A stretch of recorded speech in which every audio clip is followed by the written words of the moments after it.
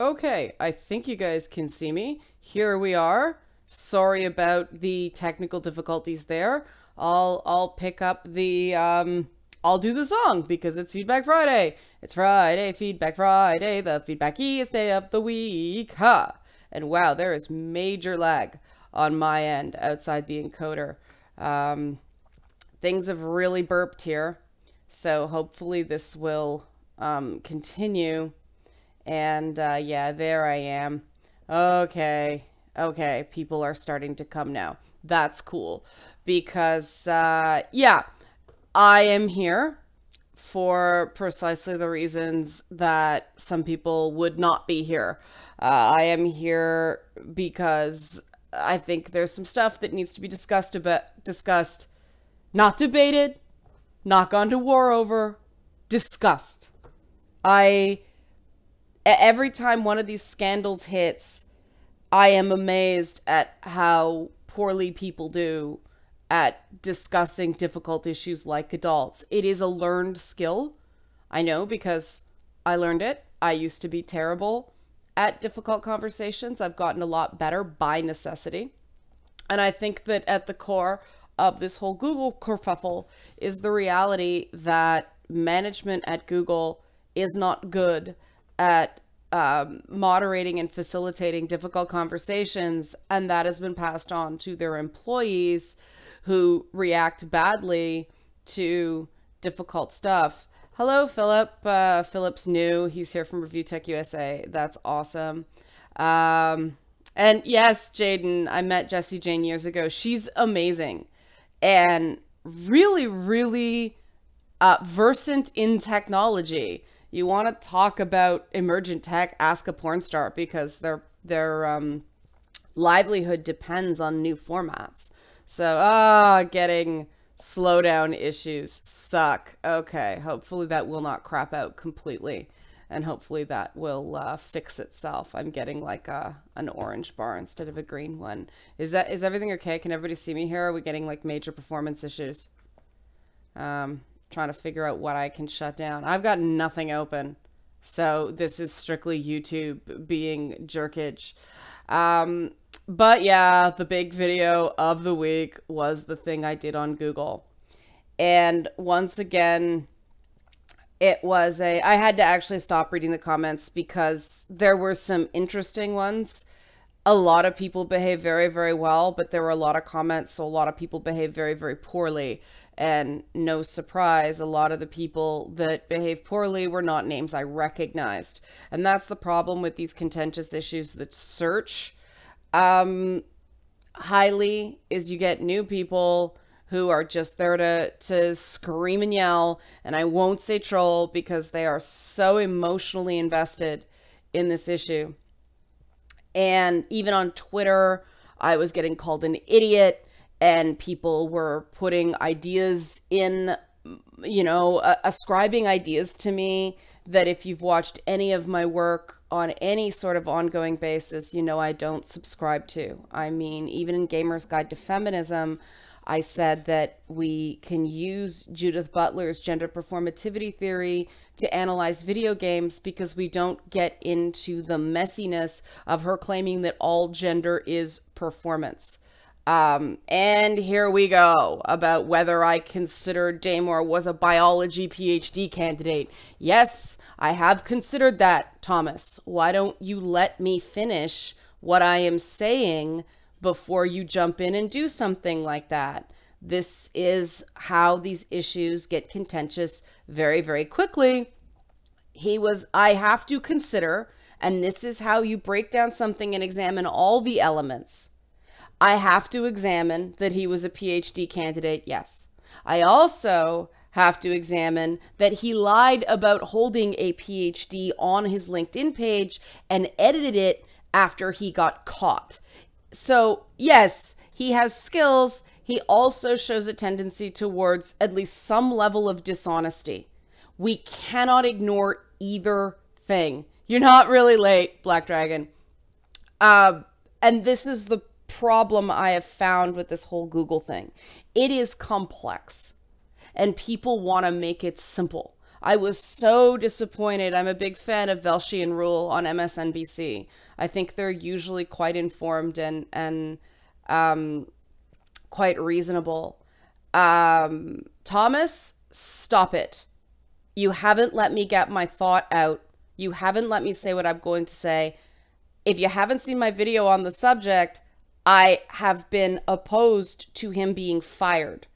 So I don't know why you're coming at me this way. And this is why people get really uncomfortable talking about this. And this is why things blow up. I have asked you to give me a chance and let me get my idea out before you start throwing stuff at me like this. I said nothing about his work record. For people who don't know, there's somebody in the chat right now who is turning this into a character study of James Damore. And I think that is an extreme mistake, because the media framing on this is a major reason of why it blew up. I think that turning this into either a character assassination or character defense of James Damore is a mistake, because if the media framed it as guy was asshole at work, and whatever you think of his behavior, hear me out. If the media framed it as guy was asshole at work, there's no story there. People are assholes at work every day. This happened in a particular climate, driven by the ongoing New York Times stories about sexual harassment in Silicon Valley, the complete bungling of personnel at Uber, all these things. The Google thing did not happen in a vacuum. It's also important to note that Google is, Thomas, please, really, I asked you to let me finish. Please let me finish. Sorry, guys, for people who can't see the comments. I don't show comments on this for privacy purposes. But the way this has been reported has framed a lot of people's opinions on it. And I cannot fight with everybody. And so I almost didn't do this, because I am entitled to my opinion. Other people are entitled to their opinions. My stepfather, for the record, was chair of biology at a major university. Okay? I have some awareness through him of how being this close to a specialty, having a degree in basically bioinformatics does not make you an expert on evolutionary psych. Okay? Being able to code things that simulate functions in the body, which is what James Damore is qualified to do, which I think is a fascinating field of study, does not qualify you to discuss psychology. Even if someone is qualified in psychology, psychology is suffering a replication crisis right now, meaning there's all these studies they can't repeat. And this is something that's being discussed in the psychological field, and just because someone has credentials does not mean they are honest. And so, and yeah, Maxwell, I agree. Maxwell said, I don't get why evolutionary psychology has the word evolution in there. The idea that one single field can describe, can predict something as complex as an adult human being is just, you have to specialize to get data. But a lot of sciences explain what a phenomenon is. Early silence, like we're getting in EvoPsych right now, cannot explain why something is. And yes, Helen said in the chat, when I was taught EvoPsych, it was all about the evolutionary pressures on human psychology and behavior. And yes, that's what I was taught as well. We were also taught that it is a baseline. I was also taught that a full quarter of the population, if you've seen any of the articles that have come out subsequently from evolutionary psychologists, 69 to 77% of people are typical. That means a full quarter of the population is atypical. This is a massive minority that cannot be ignored. And if we want to say that, oh, 25% of all women are atypical, but still we can use biology to explain why they're not going into computers. I mean, is it biology or is it psychology? Is it both? Is it what? This is very confusing for people to understand. And the thing I was getting at, Thomas, and anybody else who's interested, in the way someone identifying as, oh, here we go. Guys, if you're just going to not name drop Evo Psych people in the chat, this is not going to go well. Because, of course, anybody who's an expert in evolutionary psychology is going to claim that Evo Psych has the answers. I got a press release today from a Christian scientist that say thinking about God makes you happier. Contact me for an interview to find out more. He's an expert in his field. Am I going to say he has all the answers? No. Pardon the pun. God, no. Okay? These are not simple things. Somebody can start off as one thing. And in the purposes, in the course of their life, the things they're exposed to, the opportunities they have change them accordingly. So this idea that we can, Thomas, I asked you to let me finish, please. You interrupted me before. If you're gonna keep arguing this, man, I have asked you, 3-4 times to please hold your fire. I have to kick you if you don't listen. Please, let me finish. Okay? I am not saying the science is wrong. I am saying that James Damore I didn't know anything about him. He identified himself as an engineer in that dossier and in the dossier memo. I'm not going to call it a manifesto. That's dumb. He was identified as an engineer. And I hope you can understand why I'm saying, why should we be listening to an engineer on questions of psychology? That's totally fair. Now, yeah, people in chat are saying biology plays a role, social conditions play a role. Yes, it all plays a role. And the people who are saying 100% Evo Psych, shut the fuck up, are wrong. And the people going 100% social pressure, shut the fuck up, are wrong. It's everything. And I'm saying this as an apparently atypical woman. And I don't like the idea that my entire personality is because my brain was flooded with too much testosterone in the womb. Now, that's totally fair for me to say. I don't like the complex thing that is me.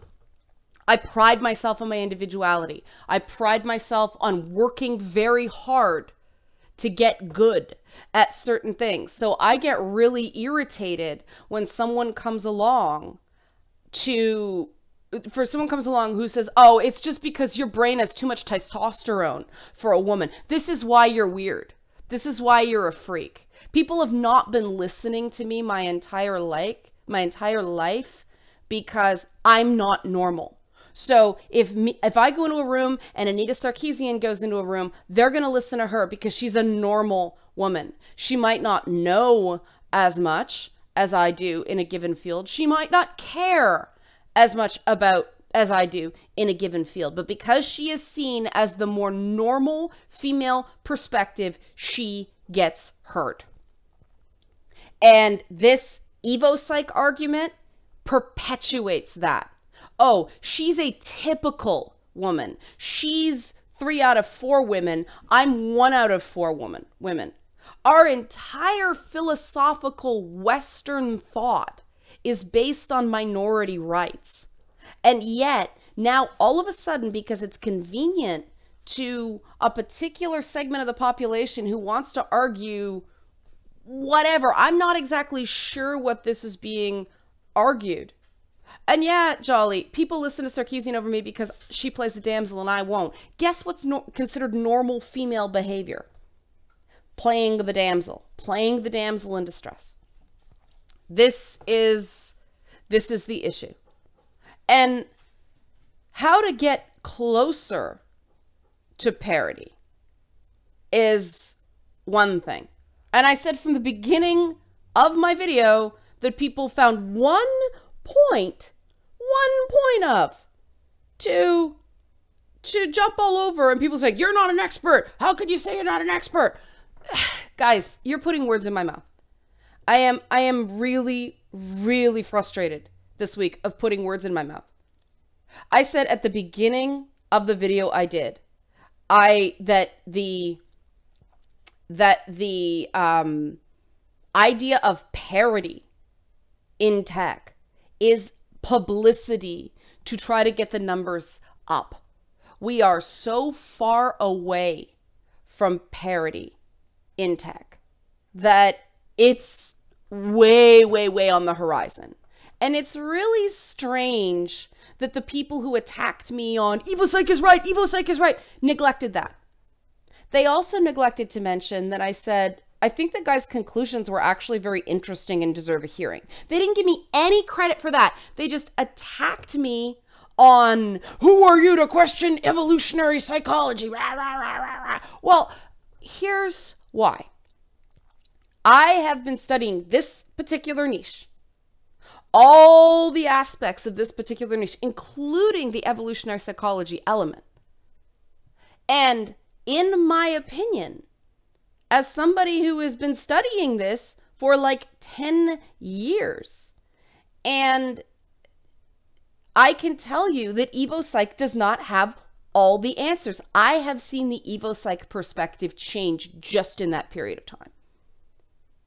That's where I'm coming from. There are other social indicators that contradict the evolutionary psychology theory, which is a theory. There is no computer center in the brain that people can go in there and study. A lot of these studies that say men show less neurosis, more interest in computers, this is self-reported. And self-reporting, it's the best we have right now, but it's not perfect.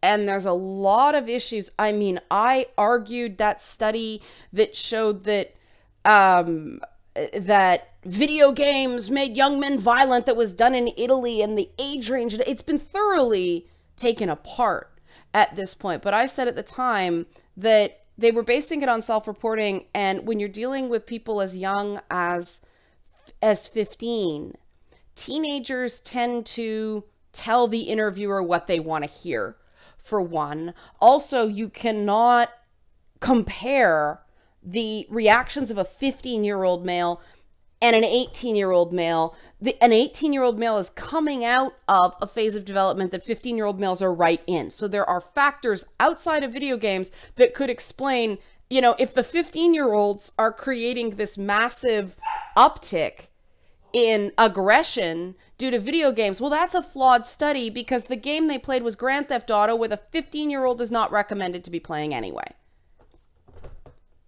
What's the point of us putting age ratings on these games if studies are taking games with an audience it was not intended for and saying, oh, this is the norm? Studies have to be looked at. Science evolves. I mean, just look at dinosaurs. We're renaming dinosaurs. The Brontosaurus wasn't a thing. Then it was a Brachiosaur. Now it's back to Brontosaurus or something like that. And so, yes, he quoted the science correctly. He vastly misapplied it to his argument. And let me tell you why that's so. And this is a complicated issue. So people are expecting me to just jump to the end. And I can't do that, because people are going to watch this later, and this is complex. And if we don't enjoy the complexities, then what's the point of discussing this? If people just want, here's why, boom. No, that's not giving this issue fair due. Because the core question here is whether someone deserves to lose their job for being wrong. his bosses thought he was wrong and he created a toxic work environment and therefore he should be fired. This is the question we're examining. And this was the question my video examined earlier in the week. And my video on Tuesday basically said that, and I made this video before he got fired. Okay. So I can think he's wrong all I want. And this is my point. And still think that an internal memo should never have been made public. And like I said earlier, MSNBC reported that he made it public, and I was so upset because Velshi and Rule are normally really good. But they got this wrong. Popular opinion is that James Damore is wrong. Popular opinion within Google is that he was wrong. But do we fire people for being wrong? Do we even fire people for being offensive? This is the big question. And I say no. And I said at the time, I thought, even though I disagree with the reasons he gave, and that is my right to do. If you're attacking me because of my views, if you're coming in here and badgering me with questions after I'm saying, let me finish, please, then you are really no better than the people who jumped all over James Damore for his opinions. And this is why I found the reaction to my response to this, which was quite supportive of James Damore, interesting. And this is what I said at the start of the stream. We're bad at having these difficult conversations. And saying he misapplied it, I mean, he was talking about averages across the entire population at an elite company that picks from a tiny, tiny, tiny, tiny portion of the population, based on effects that other experts in the field, while defending him, have said that the effects are small to moderate. But, you know, unfortunately, the original Mashable article excised some charts that Damore included in the original piece that actually said as much. He said that, you know, there's a lot of overlap between the sexes and everything like that. Now, I would have handled it very, very differently than Google did. But this is what I was saying off the top. There is a whole soup of things going on at Silicon Valley, and the best explanation I have heard for why he was fired was because Google is currently facing a sex discrimination suit, and if they hadn't fired him, that would be Exhibit A in the case against him, against Google. And there's been a lot of negative press about this. Now, California is not an at-will state. Google does force you to work at Google to agree. Oh, God, Raxafayon, how many times do I have to say, I am not saying there are no differences between men and women. And here we are again. For people who don't know, in chat, someone just said, there is no differences between men and women. See ya. What does that do? What does that do? What was the point of doing that? Like, seriously, what does that solve? How is that a grown-up response to what I'm saying? What does that do? You're taking a superior position. You think you have some sort of edge. But what does that do? Seriously. Someone else, Kodalish says, do you think sciences are misunderstood due to miscommunication between scientists and normal folk? Yes, I do. People are trying to get a crash course in complex sciences for the purposes of this one discussion. And it's not just about science. It's about business realities as well. And it's the business realities that the science is not factoring in. And,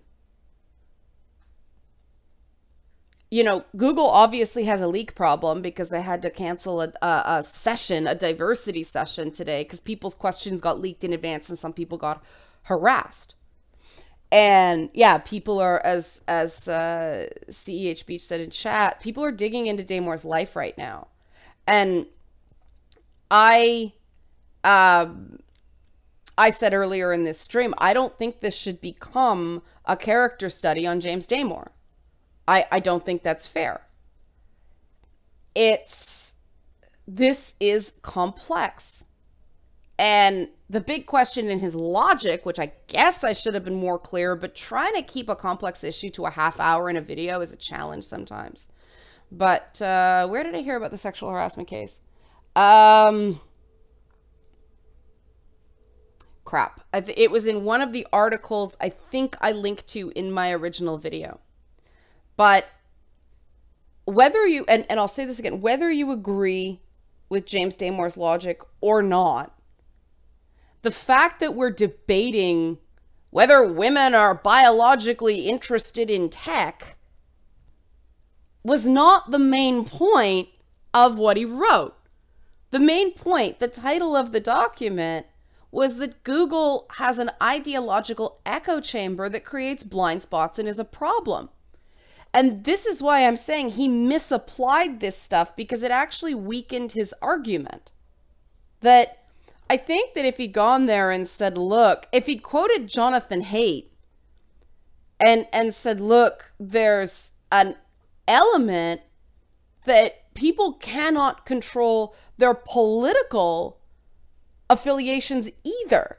Certain moral judgments, they can predict with a high degree of certainty whether someone's going to be conservative or liberal based on the reactions to disgust triggers.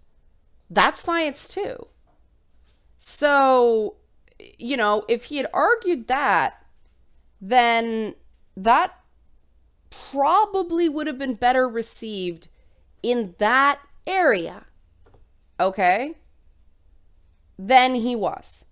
When you get into biology, and because I guess it's been long enough that people forget that we had this biology is destiny argument every few decades or so. It happened in the 70s. Andrea Dworkin claimed that men were just biologically programmed to rape based on the science at the time, that men were natural predators because of increased testosterone. Now, people went science at the time, and she got a lot of publicity because science.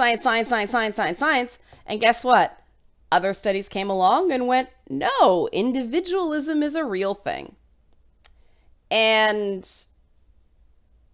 so when you start going science can often be a distraction to a point. And yeah, Kodalish, well said. The commenter says, I try to avoid deep psychology arguments and discussions as it literally drains me mentally and puts me in a minor depression. There is a limit of science and logic I can take over emotions. And I think that is, that is really what happened in the reaction as well. Omni says, it is irrespective of what he was talking about. He was proposing that disparity between men and women may not be entirely due to sexism and provided a possible explanation. Yeah, but why bother doing that then? That's my question. You know, nothing he provided talked about Google's lack of black people that is so bad that it was made fun of in Watch Dogs 2. Okay? Like, Google has a bigger diversity problem than just women. So the fact that he singled that out instead of taking a wider approach talks about his own biases, which he pretty much indicated himself. Like, I have said from the beginning, I don't think his intent is what people claimed it was, but he strikes me as atypical himself, which is really interesting that he's arguing that we should go based on norms when he clearly does not have more, you know, he typically isn't, he isn't typical, obviously, in the way he thinks. Most engineers aren't. And Thomas, I will take this question, but you have to let me finish, okay? You can't jump on me before I'm finished. Thomas asked, could I offer a sort of explanation for why there is the most gender disparity in egalitarian Sweden? I don't have enough time to talk about all the explanations on that. There are a lot of things. Okay, Omni, if it's mischaracterizing his position, tell me what you think. Don't just criticize me. Provide new information. That's what makes your constructive criticism constructive instead of just criticism, okay? But please let me finish Thomas's question. There are a lot of things about Sweden and other Scandinavian countries that are specific to Scandinavian countries. I had the ability to be able to go over there for work, and so I got to see sort of the culture firsthand. First of all, they're intensely socialist. And so most people sort of get a lot of their needs met by the government anyway. They're sort of an example of the closest thing we have to mandatory minimum income, or whatever they call it. Their basic needs are mostly met. And so it's not the same calculus when it goes into what do I want to do. The industries in Sweden are also not, you go into Finland, holy crap, when Nokia was going gangbusters, everybody had a cell phone and that was a major employer. Sweden's a little different. And so local economies can matter. Okay, Rin, Rin lives in Sweden. So local economies, ethnic diversity, all these things factor in to why there could be a pay equity gap, a small pay equity gap, and gendered choices in employment. Now, the other thing is, if there's a small pay equity gap, why not pick the things that you're going to get the least crap going into, right? This is something to think about as well. Hear me out. It sucks constantly being weird anywhere you go. And the challenge for women in tech, and I live this, I love technology. It's ironic that this broke right after I rebuilt a computer for our live stream machine. Not this one, the one downtown. I did it myself, plug, compressed air, all that stuff. You guys probably saw the pictures on Twitter. I love it. I have trouble navigating gendered social environments because of that, because it's not something that many other people in general, but I thought I posted a picture on Twitter of the new computer. It's super cool. It's a LAN case. But people in general don't really understand technology enough to discuss it. But when it's girls things, those rigid gender things kick in even more, and they want to talk about their kids, and they want to talk about this, and they want to talk about that, and shoes and fashion and everything like that. And I try to talk about the first, as soon as somebody goes, what do you do for work? For me. And I say, I work in video games. Really? Someone does that. You see the lip go, the kind of disgust microexpression and confusion. And it's like, oh, you poor thing. Like, there's a certain element of you must be doing that for the money, because why would you put up with it otherwise? And it's difficult to live like that all the time. The longer I go on, the less time I want to spend with people, right? Because I cannot stand constantly having to explain everything.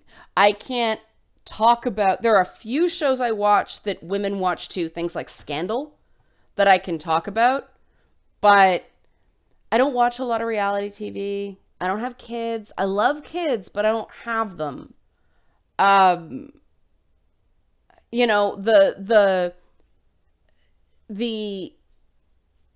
typical topics that are safe to talk about around other women are not the things I like. And that becomes a problem because what your social bubble that you live in allows you to do is very powerful. I would probably have gone on and gotten a computer science degree had I had more support at home. And I grew up in a family that was connected to sciences. But my mother, for instance, was worried about me staying late on campus because of safety issues. And all the engineering programs mean you showed up there at 9 o'clock in the morning and you basically went to 9 o'clock at night. And then I had to get my way home on a bus. My mother was terrified. And we didn't have the money. And a lot of the programs, or all of the programs at the time, white people really couldn't apply. There weren't many merit-based scholarships because they want you to just take on debt through OSAP. My parents made too much money on paper, so I could not afford to go to these computer science programs. So I went to the programs I could afford. Now, there were not game design courses back then. I probably would have jumped at those if those were offered. It was hard computer science, and I'm more interested in narrative and design. I'm not so much. I did some coding in high school. I would have liked to have done more, but there just wasn't access to it. And so when I'm sitting here going, that has nothing to do with prenatal testosterone and everything to do with poverty, for one, and access to equipment and social forces. So I get frustrated that I had to do this sort of indirect path to what I'm doing instead of being able to go to the way that probably makes the most sense. And then have to go to these stupid baby showers and drunken girls' nights where all they want to do is bitch about the men in their lives. And I want to talk about video games. You know, my friends have, going back to like the first grade, most of my friends have been male.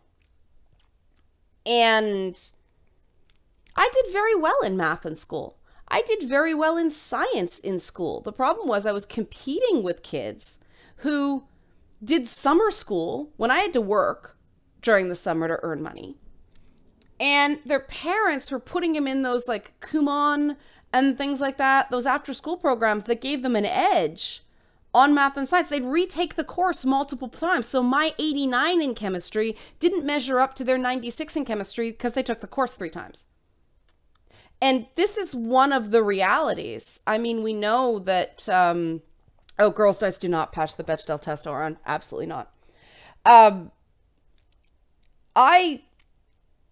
take issue with this idea that, it's just biological. I never said there was no biological component. Like I was said, in fact, if you go back to the work I've done on like Butler and things like that, I say that, I don't agree that all gender, I think the gender dimorphism matters. And I've talked to a lot of women who work in game development, and they said, absolutely, women navigate games differently.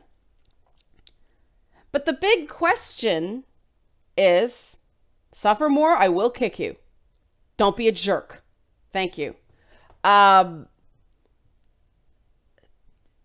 question is, no, Vianicus, I did not say the biological component hasn't been proven. I've said that there are other factors, and we haven't decided how much biology trumps other factors and vice versa. Science is evolving. It's gonna change. Trust me. I mean, there's a famous feminist pioneer in Canada named Nellie McClung. She was like back in the day. The reason you don't see Nellie McClung on our money and all this stuff is because she was a eugenicist. And so that is an issue because while she was doing incredible things for advancement of women, she wasn't too nice to racial minorities. But that eugenics at the time was the science of the time. So we have to be really careful when we start dictating people's gendered or racist destiny based on science, because science is heavily manipulated by the bias of the the scientists. I mean, that's a gender bias in science is another thing that they're really struggling with right now. I think it's somewhat overstated. I think more the self-reporting is a bigger problem, but these things are not simple. And so the fact that I had a bunch of people jump on me, freaking out at me over stuff I did not say, and my record, and I don't like to beat dead horses. I mean, I have to be careful because I get attacked on both sides. I don't want to say something that is going to get the outrage warriors on the left freaking out at me and coming after me again anyway. I've suffered a lot of like career and financial issues because they hate me. So the fact that I was attacked from Tuesday to today over stuff I didn't actually say, that's telling. And James Damore is being attacked by stuff he didn't actually say. And stuff he said that was kind of contradictory. He did not express himself in a way that was succinct, for one. I think a lot of people went TLDR on that thing because it was 10 pages long. And that's an interesting question, Odysseus. To what extent can efforts to mold people, conscious and otherwise, be compared to foot binding or bonsai raising? I think that's really accurate. I don't know of anybody who thinks high-heeled shoes are comfortable, for instance. But women choose to wear high-heeled shoes because of other factors. So these things are not simple. I wore high heels so much I wrecked my feet. Why? Because I liked them. It was like wearing weapons. But yeah, they made my feet hurt, and I did too many conventions on concrete floors, and I bother. Tito, it doesn't bother me that I trigger both sides. What bothers me is people claiming to have an intellectual argument coming at me for stuff I didn't say and things I don't believe. And the very fact that they're reading so much in, oh, really, boots in the Navy, Viennicus. I've heard that. I've heard the boots are not so great. Articus, I actually did a self-defense course back when these things were trendy, where they taught you how to pull the shoe off and like go for the eyes boo to defend yourself. So it is a potential weapon. Thank you, Xavier. I have been aghast at the fact it's fine. I mean, it's fine for people to disagree with things I actually say. Suffer more, stop it with the there are only two genders thing. Second warning, one more time, you're gone. We don't do that. Believe what you want, but other people believe different things and respect that. Stop it. I will kick you. But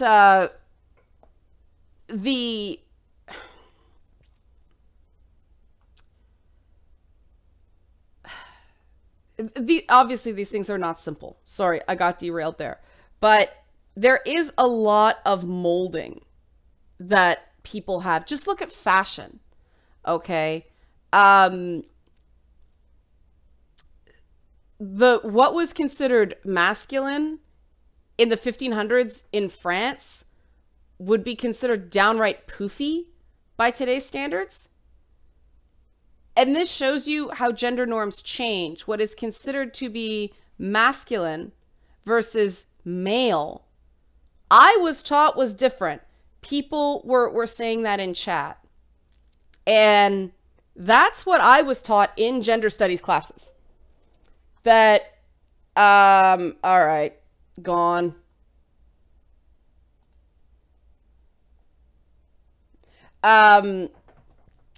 The, it's funny because this is how things change, right?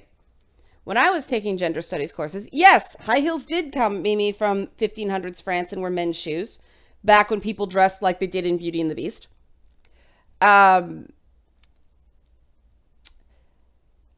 When I was taking courses,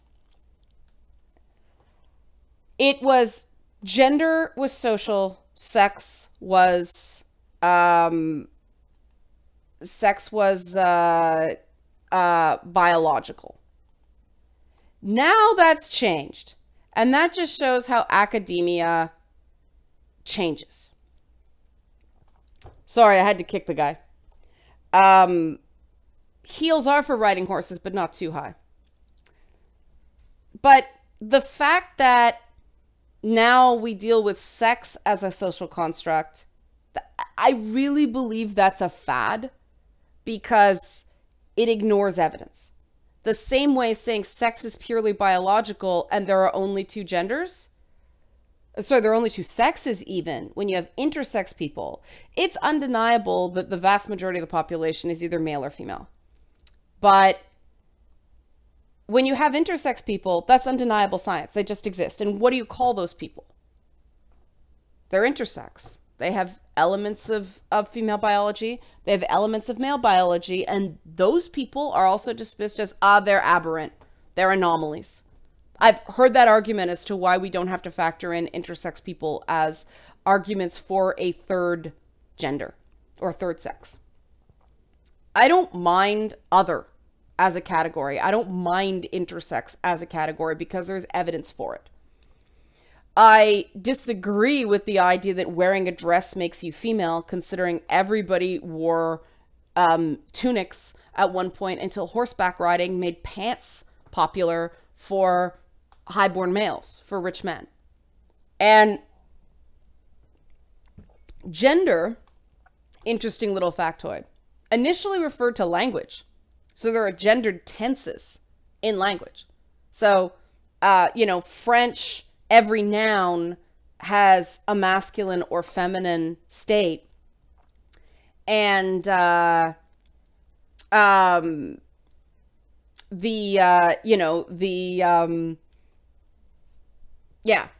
So, sorry, I lost my train of thought because I'm reading the chat as well, because people are actually having decent conversation now. I think that there is room for discussing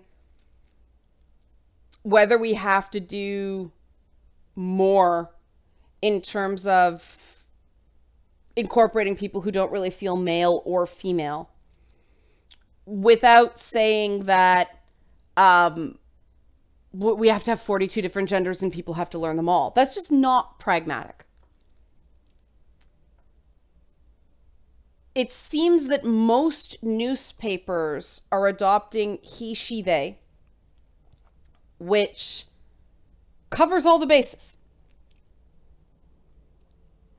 It may be possible somebody brought up the 5 gender theory, and I'm a proponent of this personally. People get mad at me, so I don't talk about it too much because it's not the hill I want to die on.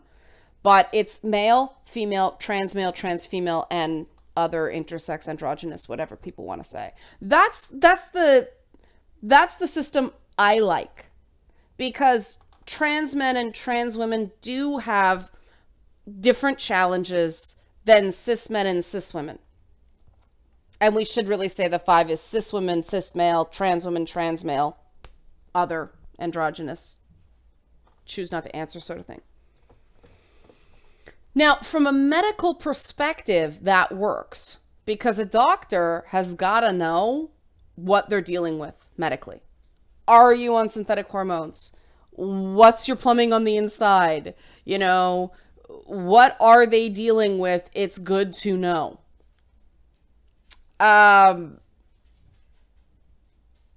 So I think that solves a lot of the medical concerns with the all men are men, all women are women argument. And Omni, you can say whatever you want as long as you're including something useful to the conversation. Just picking at me doesn't do anything. I can't answer your question when you're just like, you're wrong, you're wrong, you're wrong, you're wrong, you're wrong. You're not giving me anything. What am I wrong about? What I had for breakfast? You know what I'm saying? Like, give me something constructive here.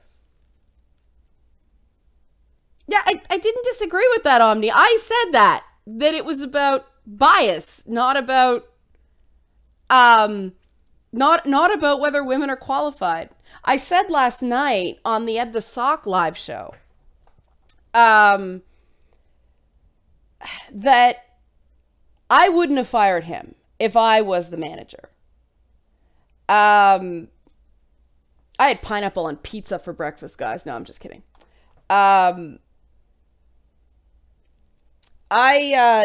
If I were his manager, and this is something I've dealt with a fair bit, people popping off about, you know what women don't get, and things like that. I would have put him in a room with his female colleagues, the women he works with on a fairly regular basis, and let them talk. And at the end of that conversation, make a decision about where they were going to go forward and come to that decision together. Because my whole computer froze just there.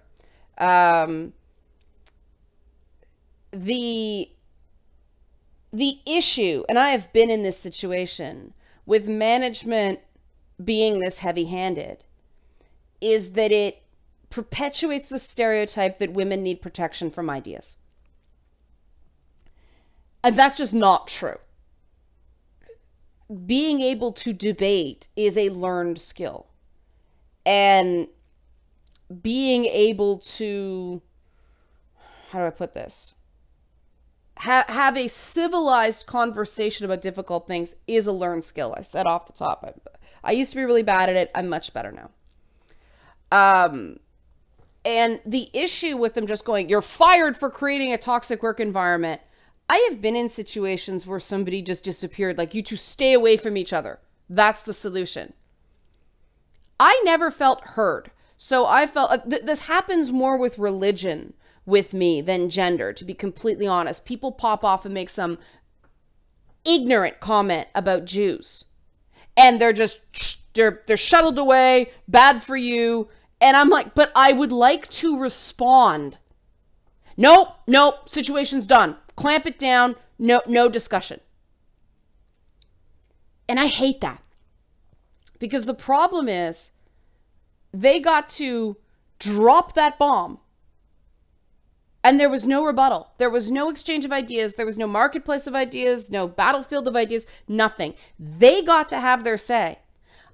I did not get to finish mine. And that's why this whole time, guys, let me finish. Because now Omni is saying they think my opinion is very reasonable. This is somebody who's been busting my balls for most of the chat. Metaphorical balls, obviously. This is why we have to have a discussion, and this is why you have to let people finish. And we can't have this discussion if management is just heavy-handedly slamming,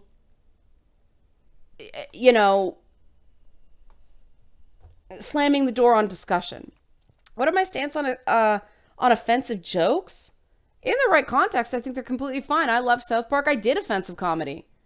I mean, that's what's so funny is people make these assumptions about me that are completely contradicted by my career background. If you look at my Wikipedia page and find out what I worked on, this idea that I'm this sort of man-hating feminazi who is afraid of boobs is ridiculous.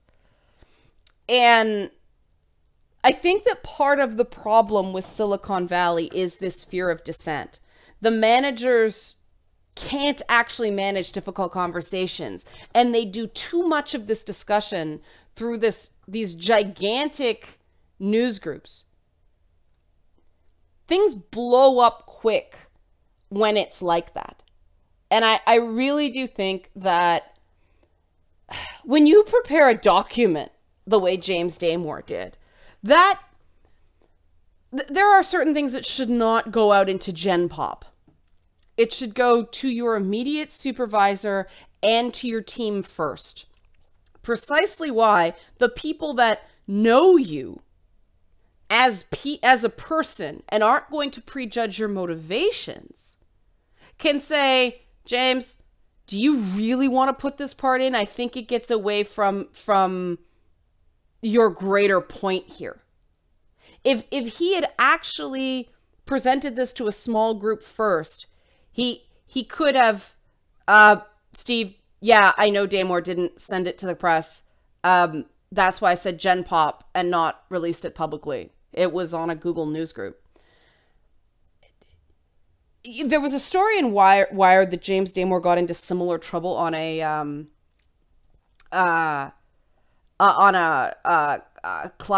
school retreat.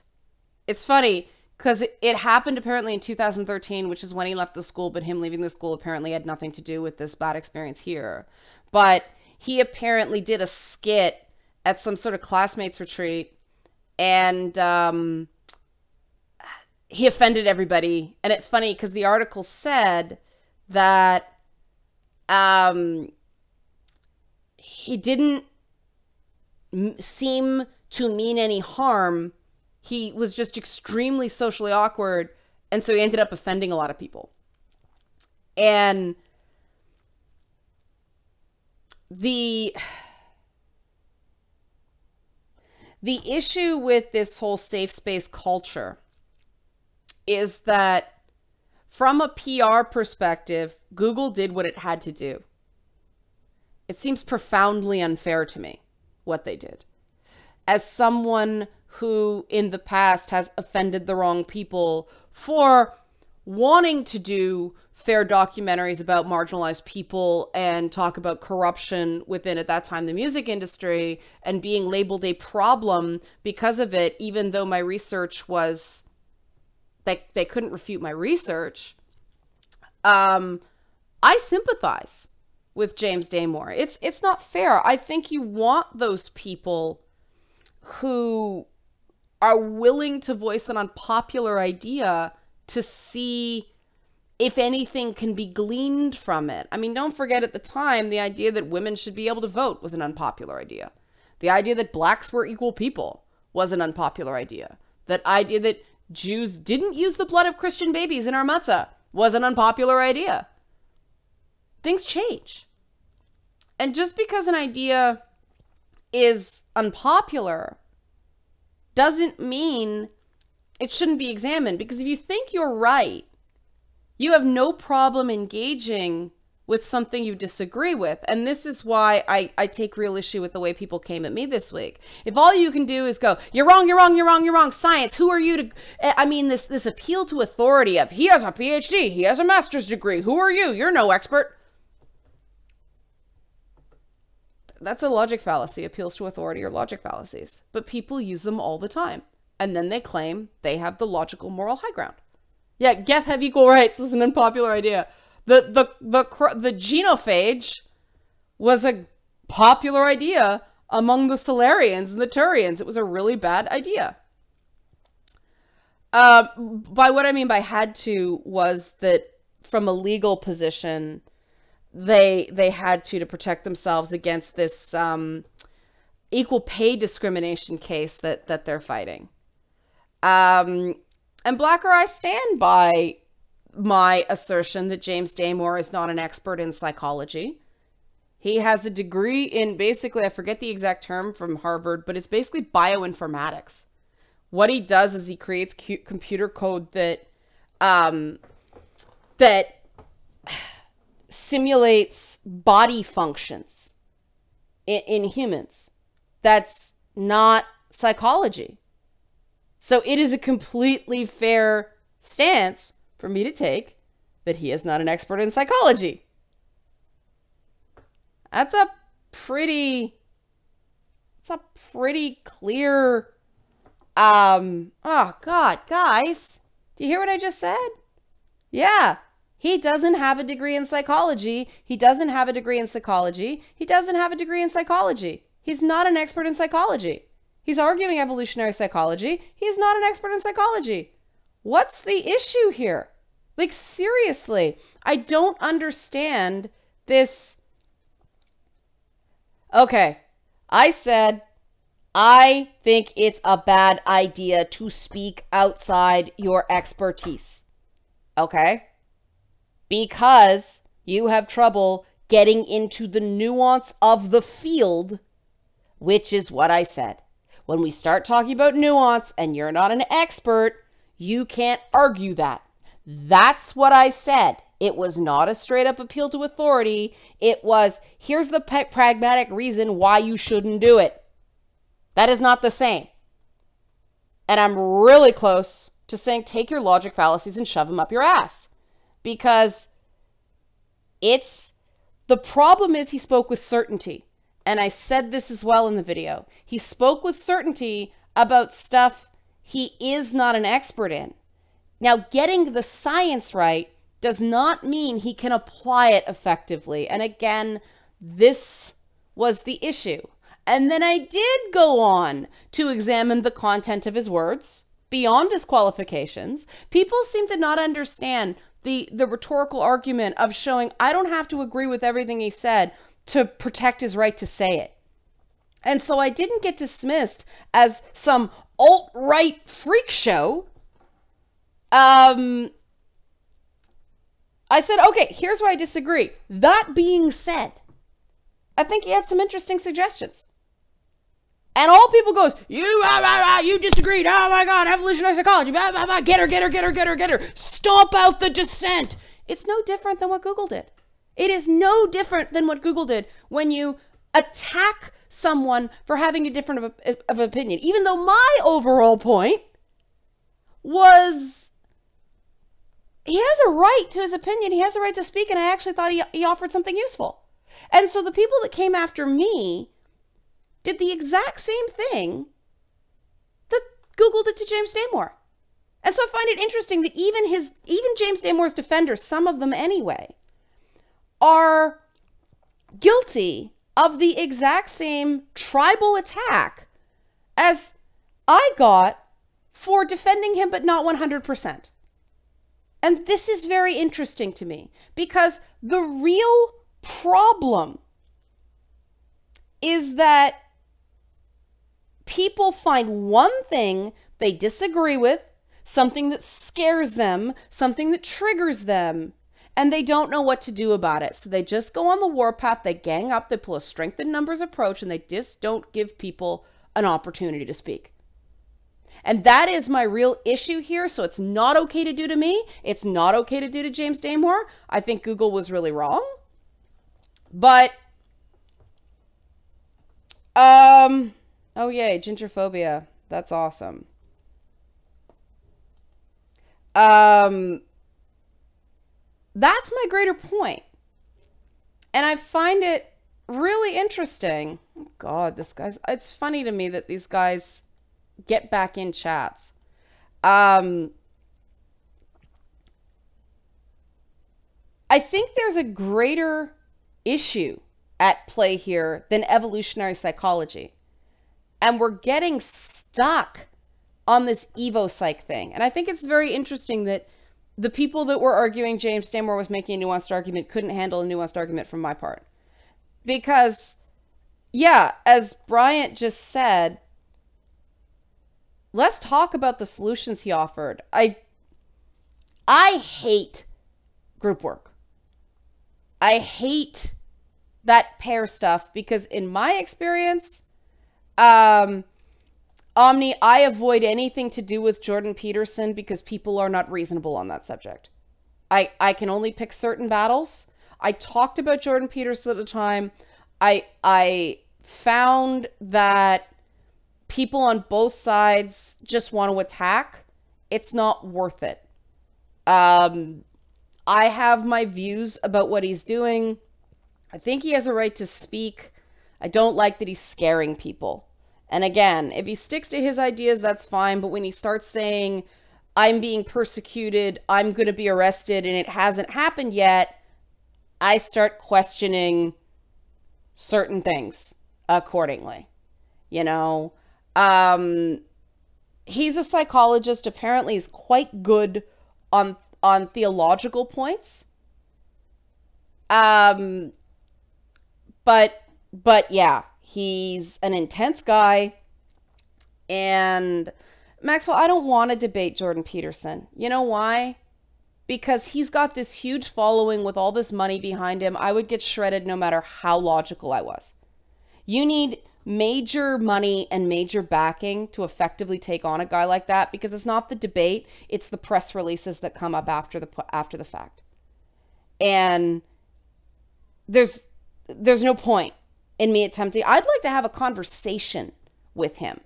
I'd like to actually have a discussion and get a sense of the man and not just engage with his ideas. I want to see who he is as a person, because that's my background. I do in-depth interviews. And no, the press won't side with me, Kilroy, because I don't have a big media machine behind me putting out my talking points after the fact. That's how it works. And he's a very interesting personality. I disagree with him on a lot of his views on transgender people. Obviously, I just outlined my views, right? I think that there's a basic amount of decency that you shouldn't say that you are absolutely outright going to refuse to do something until you're in that situation and see the nuances of the individual situation. And I have a real issue.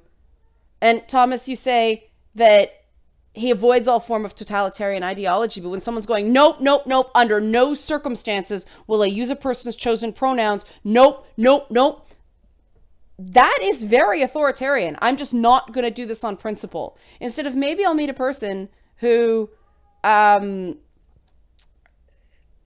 makes it worth me doing this. And Krogenchar, it's interesting you mentioned Breitbart, because the reason I shy away from this kind of stuff is because of what happened with Milo Yiannopoulos. And he just had this big, no, Thomas, chosen pronouns do not come from a totalitarian ideology. They come from special snowflakes who are still working through their issues, and their identity is still forming, and they think that coming up with some fancy pants name is gonna make them feel better about their lot in life. And it isn't. I went through my own battles with dysmorphia. I went through my own battles with not feeling like a real girl. Everybody deals with it in a different way. This is the trendy way of dealing with it right now. It has nothing to do with totalitarian regimes and everything to do with emo young people being emo. Let's just be real here.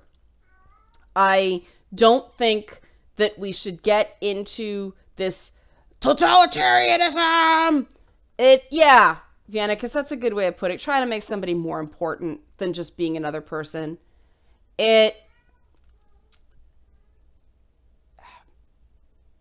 When I grew up, gay kids were committing suicide because their parents were throwing them out of the house.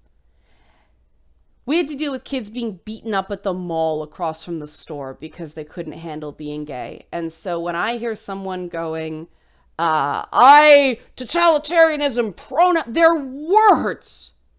And if you engage in an Orwellian fight about whether you will or will not use words, you are part of the battle. So being vociferous in the opposition to all these 42 different types of pronouns, to me, is just as bad as the people who demand you use 42 different types of pronouns. What you have to do is get in a room with everybody and say, where's a happy medium? If you're on one extreme or another, it doesn't help. You're just goalpost, and a goal has to come in between those goalposts. And I prefer to just be, just be in the camp where it's like, you know what? There's a happy medium. I'm not going to go, it's he or she and that's it, right? No, I'm not going to say that because some people are they. I mean, and now there are people, you don't understand his position at all. Oh, boo fucking who? You know what? I don't care. Here's the thing. I don't care. I don't care about one guy's fight against words. I really don't care that much. I have explained why I don't engage, and people trying to force something on me that I just don't care about, that's a form of totalitarianism. You don't have the right to tell me what I should care about. I don't care about the pronoun fight. I care about trans people committing suicide and not being able to get medical care. There are big issues involving transgender people that this pronoun debate takes air and oxygen and space and light away from. And that's wrong. You know, that's wrong. There's actual issues. The bathroom issue, I thought, oh, this is stupid. And then I read that transgender people actually have a really high rate of urinary tract infections because they're holding their urine too much because of this bathroom issue. That's when I'm like, you know what? People getting sick over a sign on the door?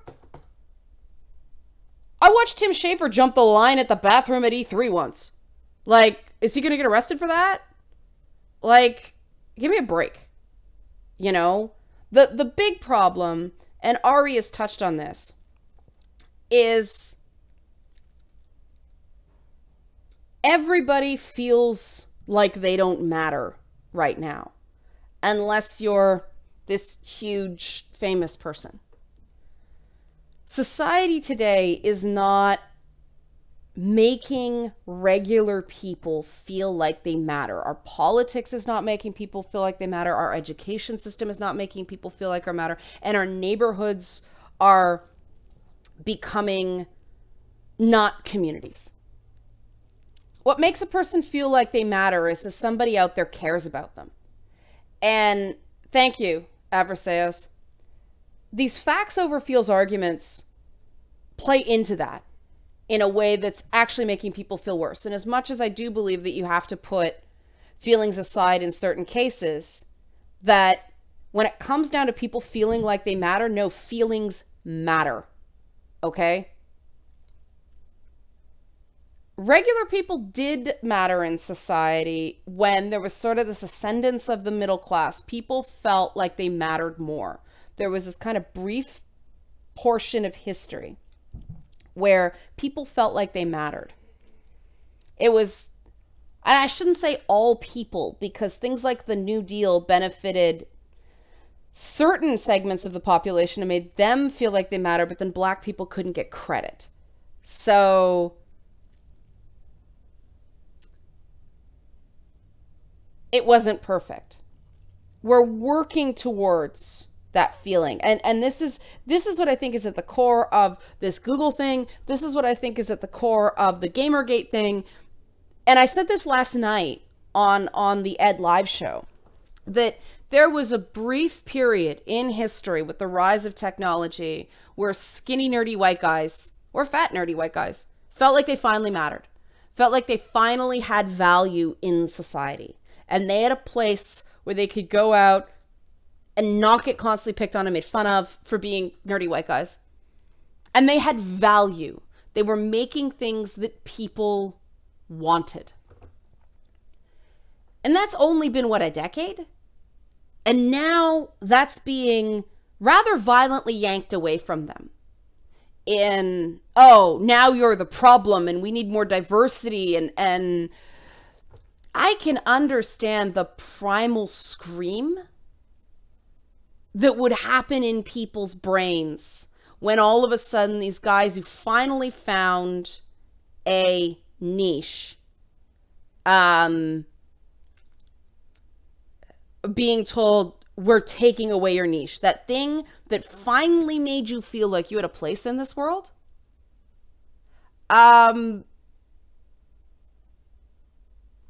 is being taken away. So, oh wow, I'm being threatened today. That's awesome. I've been raided by 4chan before. Go away. I think that we do need to do better. Thank you, Darren. I think we do need to do better in terms of diversity in these companies. Like when you start seeing, that's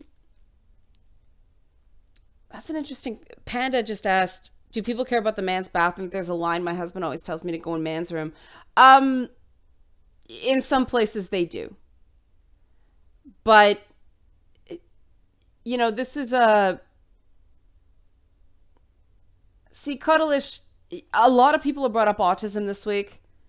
I am very hesitant to talk about autism because a lot of people on Kotaku in Action lost their shit on me when I tried to advocate this position. That autism is a factor in these debates. But again, people on Kotaku in Action put words in my mouth and they claimed I was saying that all people in Gamergate were autistic. That wasn't what I was saying, but that's what the narrative became. And so I am very hesitant. Thank you, Alex. I am very hesitant to go down that road. Don't understand the word gender. See, this is interesting because I went to school with some Russian kids. And Russians didn't have the Russian language didn't have blanking articles, indefinite articles in their speech. So for people to say that gender is the same thing across the world, it isn't.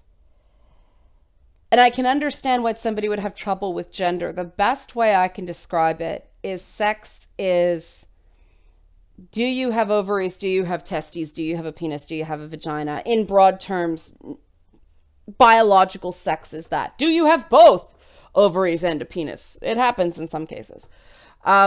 Gender is more about what the world says that means.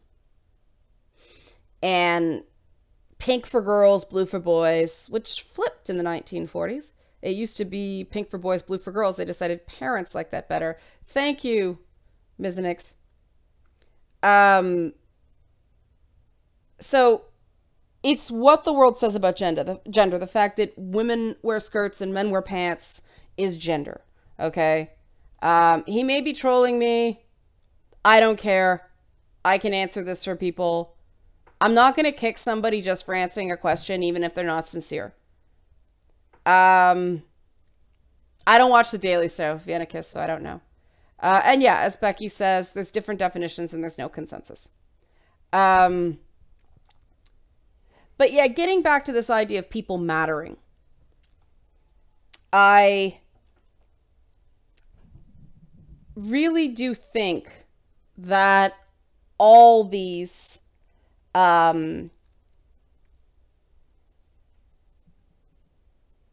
see?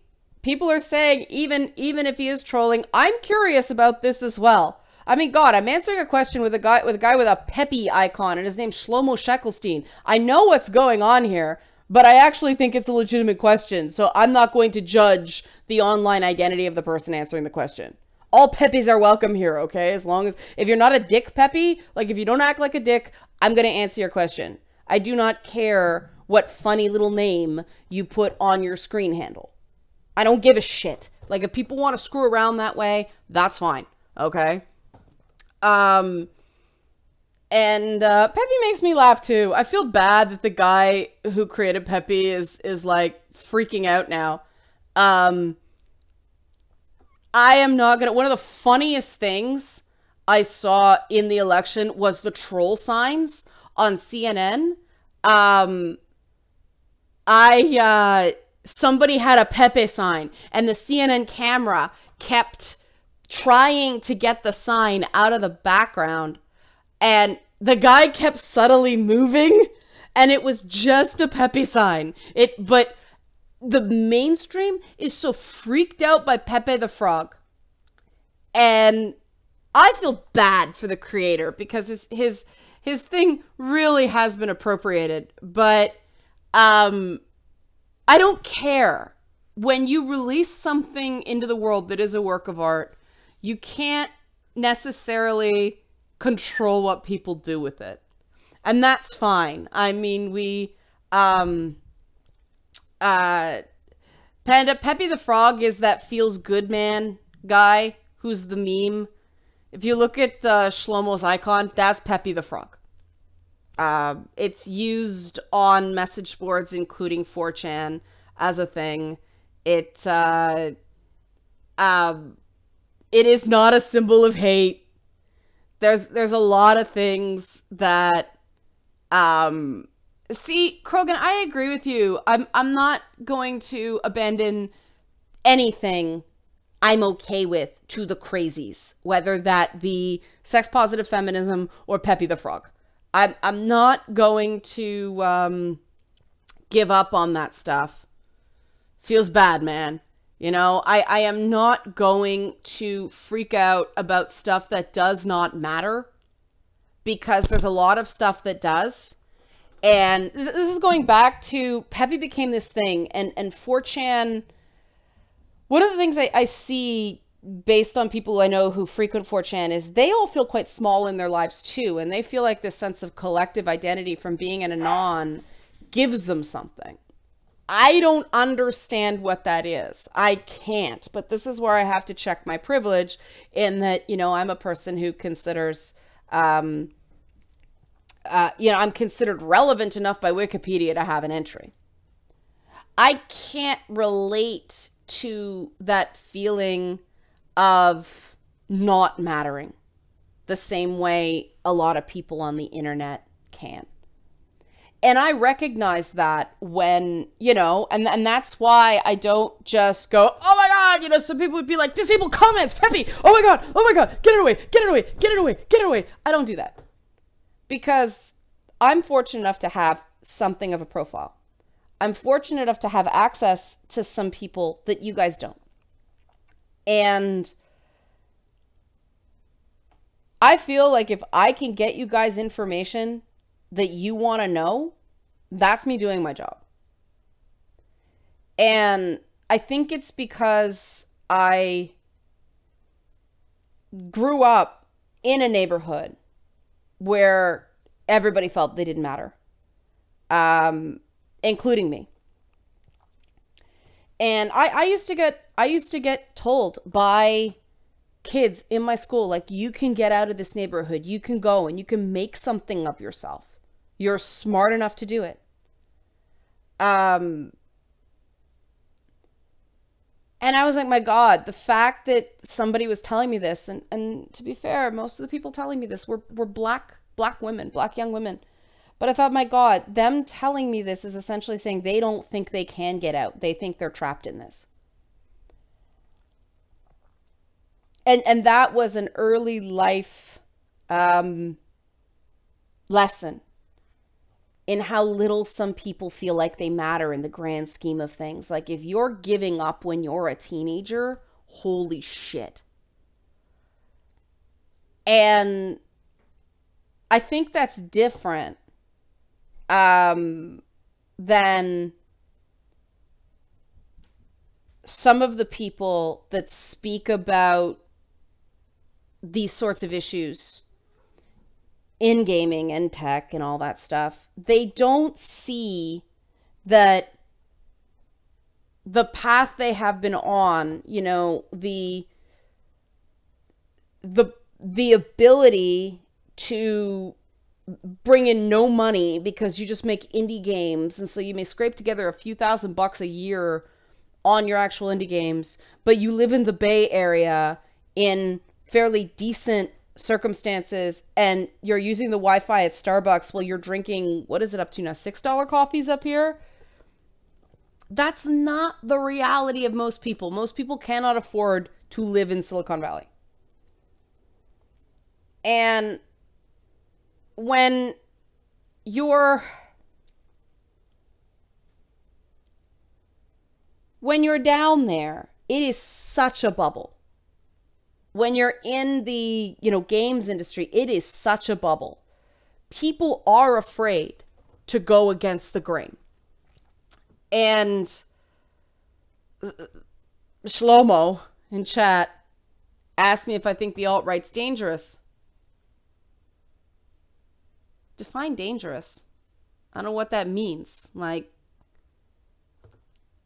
I don't know that they're any more dangerous than any sort of extremism. I think the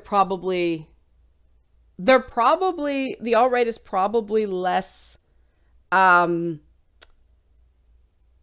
effective now that people know about it.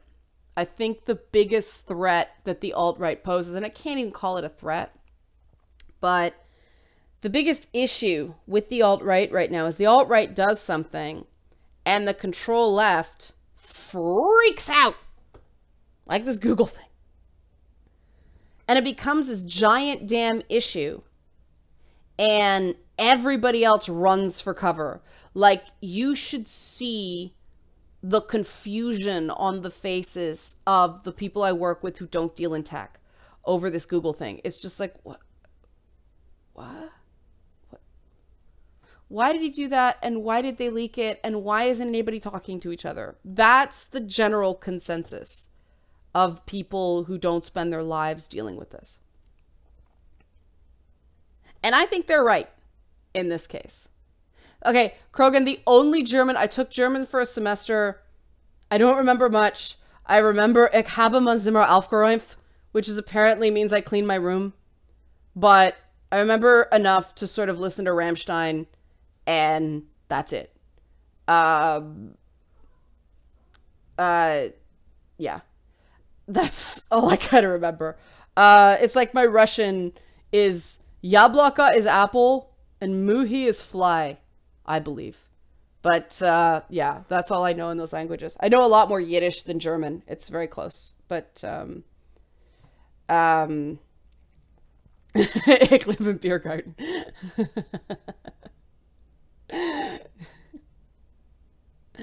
But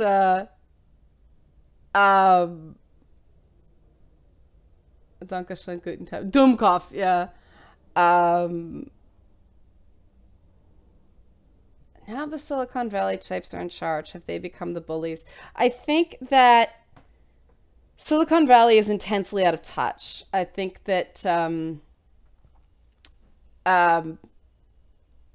Silicon Valley only cares about Silicon Valley.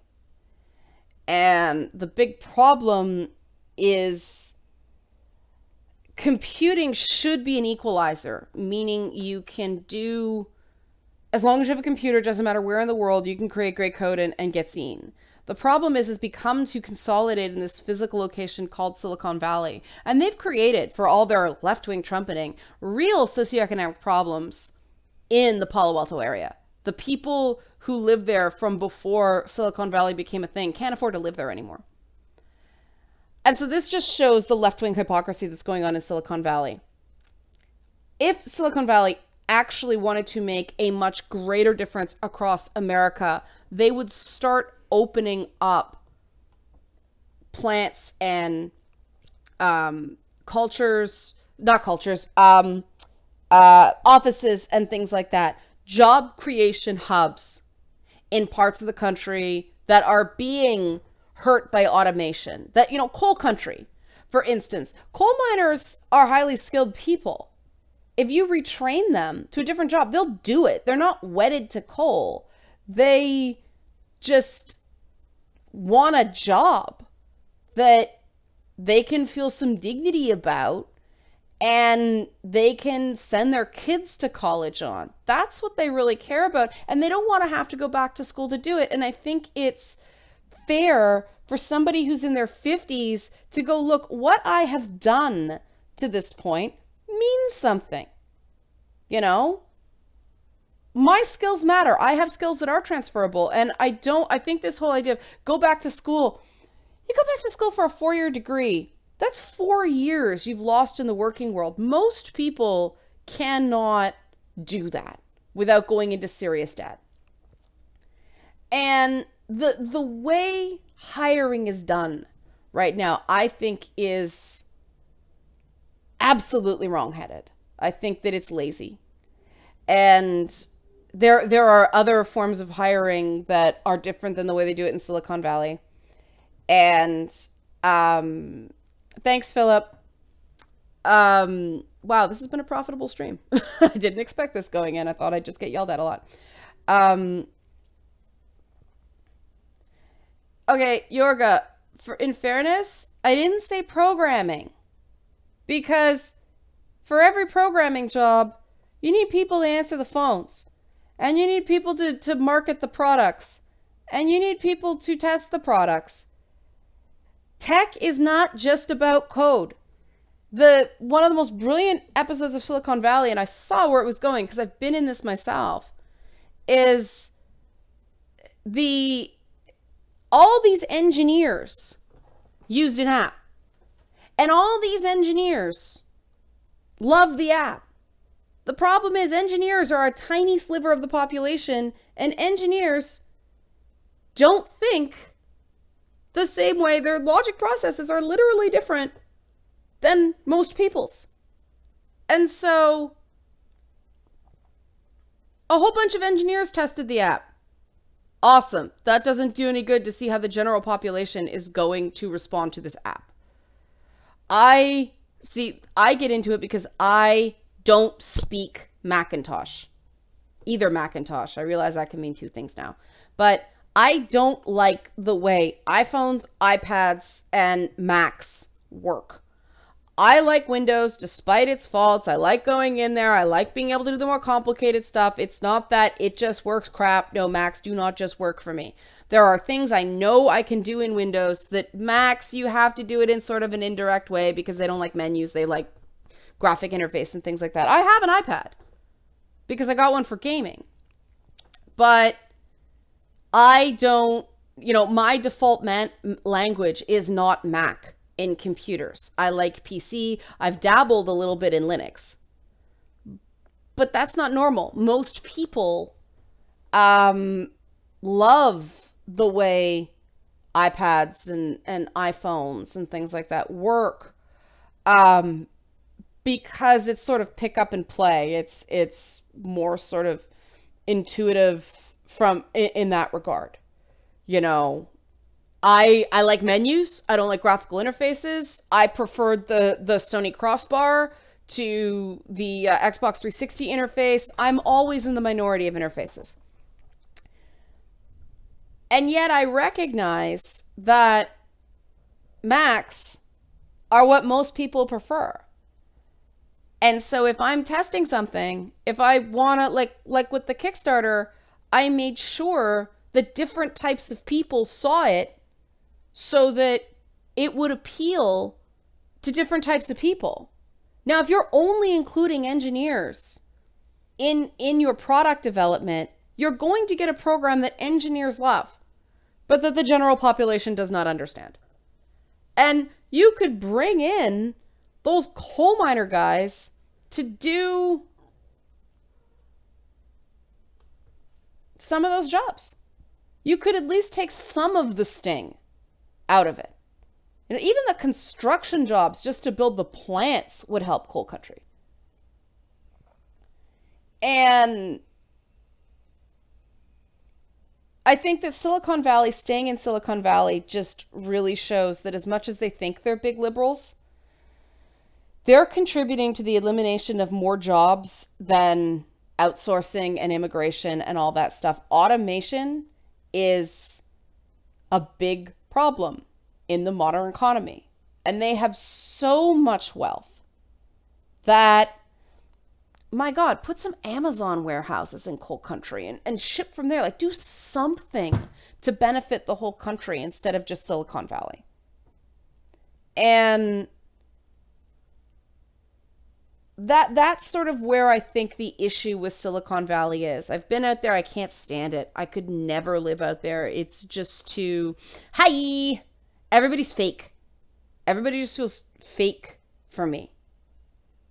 But I really think you could do with tech similar to what Ireland did with the arts, and Vermont has done with sort of artist collectives. These tech companies could be working in conjunction with local community colleges to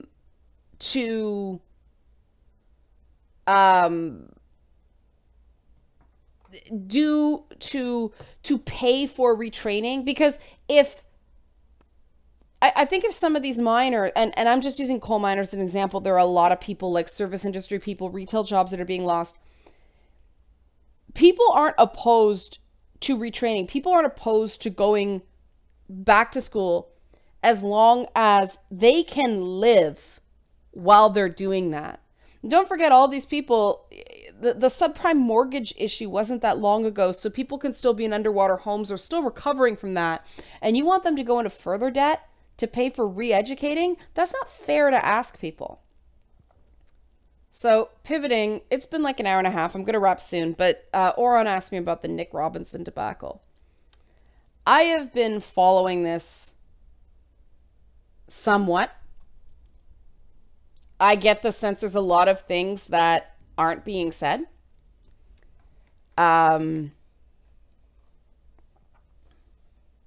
Silver, I feel you on that.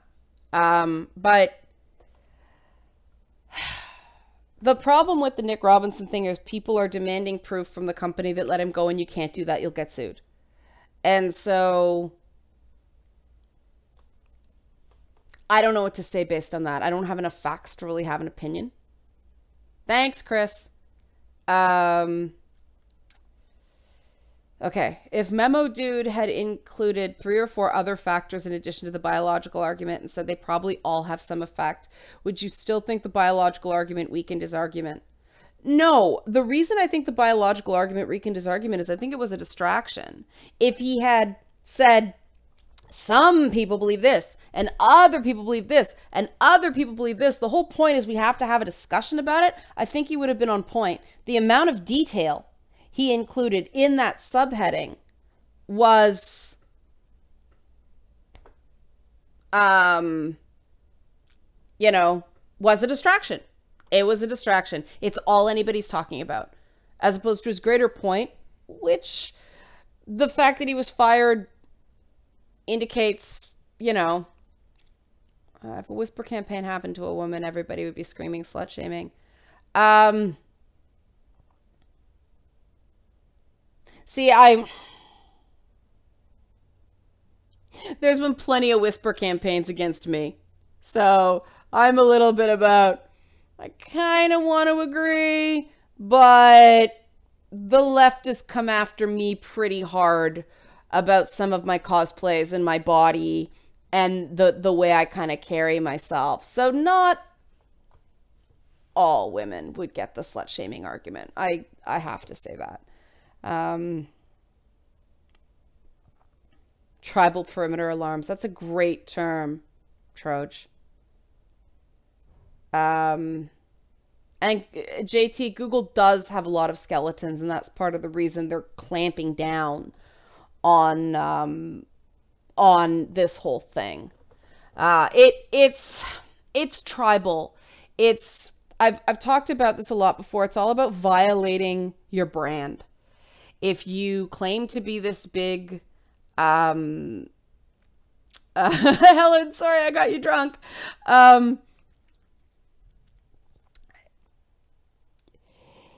The worst thing you can do as any sort of public person, anybody in the media, is violate your brand. And so if somebody is this big paragon of virtue and slips at all, they violate their brand. We came up with, we dealt with this with Rob Ford in Toronto, down in the US is Donald Trump now. These guys ran being these kind of outspoken anti-PC boors, for lack of a better term. And they got elected based on that. And so they have much greater reign because it's harder for them to violate their brand.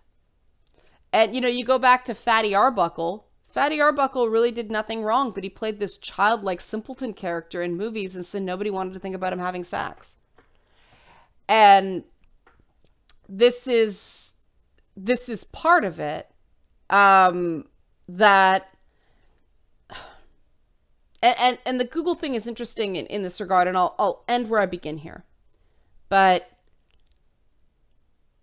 like I said, this Google thing didn't happen in a background and in a vacuum, okay?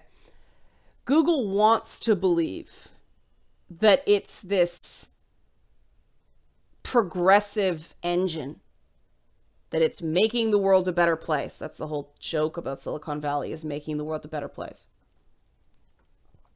In truth, Google is something of a joke in that regard. But they don't want people to know that. They want to keep that under the waterline. So every time that kind of pops up, they freak out. I don't think, Jolly, that firing James Damore was an example of virtue signaling. I think it was a cover your ass move. It's the safest thing to do if you don't want to claim to condone a behavior. Yeah, I just don't think it taught anybody anything. You know, I still go back to my own experiences where when I'm not allowed to counter the argument, I feel more kind of taken advantage of by comments like that. Then, I mean, the issue I've been having this week is everybody's saying, he has a right to speak, he has a right to speak, he has a right to speak. And then I go, thank you, Silver, by the way. You know, then I speak and people try to shout me down in support of James Damore, a guy who they feel is shouted down. This is not right. Tactics matter. And I don't think at this point, in case you asked, which nobody actually did, I don't think Google's going to be able to keep a lid on it this time. The general consensus is Silicon Valley has a problem. It's not related to one guy, and making one guy the sacrificial lamb is not going to change that opinion people have. Google has to get its act together. I mean, there's a lot of Silicon Valley culture jokes spilling out into the mainstream. I mean, you think gaming has it bad? Like, Silicon Valley's got major issues. They've got better PR in some ways, but they've got major issues. And you are not going to be able to put this genie back in the bottle. And that's why I think it would have been more worthwhile to actually have an internal discussion. Now, I think that if you're going to fire James Damore, I think they should find the people who are leaking stuff to the press and fire them as well. Because the firing offense that James Damore did is basically violating company policy. Well, Google also has a confidentiality policy that people are violating.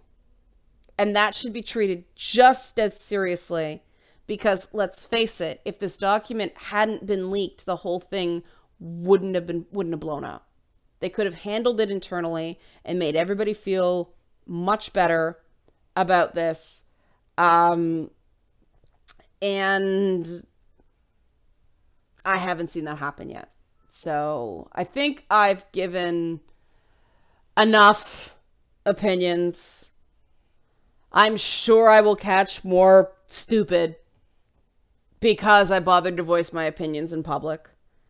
So I haven't, oh yeah, it's a fake, old style phone. It's actually modern. It's actually touch tone. It's not a dial. It's not plugged into anything. I just like the way it looked. And Big Sister from BioShock Infinite is hanging off of it. See? Oh, come on, camera focus. There it is. See? Big Sister is hanging off the antique phone. I thought it kind of worked. But I'll wrap now. I'm pretty tired. Thanks for sticking with. So I had to bust some people down for some things. But thanks for sticking with it. It was overall a good conversation, I think. I don't eat Hawaiian pizza because that has ham, and I don't eat pork. But yeah, I'd love to catch Smart for a change. But yeah, a lot of opinions are getting recycled now because people are coming in who didn't hear the beginning. So that's a good time to stop. Thank you guys for being cool. Thank you for the, what do they call it? Super chat donations. That's greatly appreciated. Every little bit helps. Yeah, Thomas, thanks for sticking with it too. I appreciate that. Thomas, Omni, people who came on a little hard. I think we had a decent dialogue at the end. The end like that. So that was really good. I think it shows it can happen. So talk to you guys later. Bye.